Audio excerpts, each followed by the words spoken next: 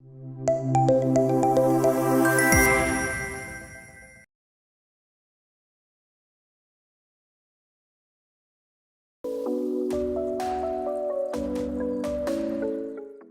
we have a very young and dynamic leader in education, Mr. Piyush Singh Chauhan ji. He is the Vice Chairman of SR Group of Institution. We welcome you in today's event.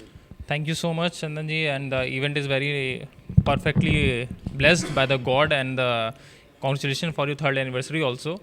And the जो भी events में बात हो रही थी, that our was very fruitful. The talk was about the new education policy.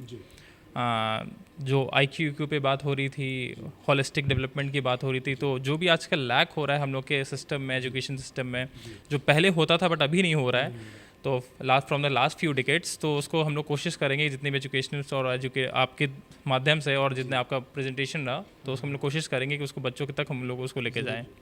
Piyush ji, थोड़ा आपके educational institutes के बारे में जानना चाहेंगे। We started our education institute in 2009 from 240 students. Now it is now more than 19,000 number of students. From the last 15 years, we are aggressively working on the rural backgrounds students, क्योंकि उस पर कोई बहुत कम लोग ध्यान देते हैं। साथ ही साथ we have a higher education also. We have a nursing institute also. We have a CBSE board school. We have a ICSE board school. So we are catering from KG to PG. तो इसमें हम लोग काम करते रहते हैं, और so many army in the students are coming from the army background, doctors, IITians. तो हम लोग इसमें कोशिश करते हैं उन बच्चों को वहाँ तक पहुँचाएं, और जो अभी तक ये लैक हो रहा था, और हम लोग उसको पूरे फुलफिल कर सकें।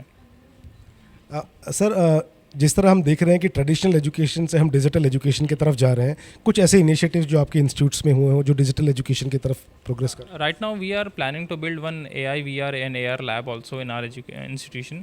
So क्योंकि आजकल हम लोग जो पढ़ते हैं वो बहुत टाइम तक रिमेंबर नहीं रहता है, बट जो हम लोग विजुअलाइज करते हैं बहुत टाइम तक रिमेंबर रहता है। तो AI is the best tool and the worst tool also.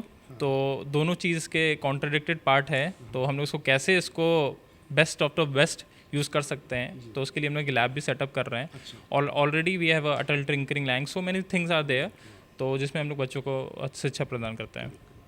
Piyush ji, जैसे आपने देखा कि इवेंट का नाम है new normal education leadership summit and award, आपके लिए न्यू नॉर्मल का डेफिनेशन क्या होना चाहिए? मेरे लिए न्यू नॉर्मल का डेफिनेशन ये होना चाहिए कि बच्चा आज के टाइम पे सब लोग education, grades, knowledge, holistic approach, development की तरफ जाते हैं। मेरे लिए एक न्यू नॉर्मल है कि बच्चे को अगर अच्छा सिटीज़न बनाते हैं हम लोग, और अच्छा ह्यूमन बीइंग बनाते हैं, जो उसके इमोशनल क्वेश्चन पे हम लोग फोकस करते हैं, जैसे कि उसका आजकल बच्चों के बीच में आप देखते होंगे कि एंगर है, डिप्रेशन है, रिजेक्शंस है, तो उसे कई सारे बच्चे स्टेप्स ले लेते हैं। तो मेरे हिसाब से अगर हम लोग बच्चों को इमोशनली हैंडल अच्छे से करेंगे, तो एक अच्छा सिटीज़न वो बन के निकलेगा। सोशो इकोनॉमिकल बैलेंस बनाने की कोशिश करते हैं हम लोग।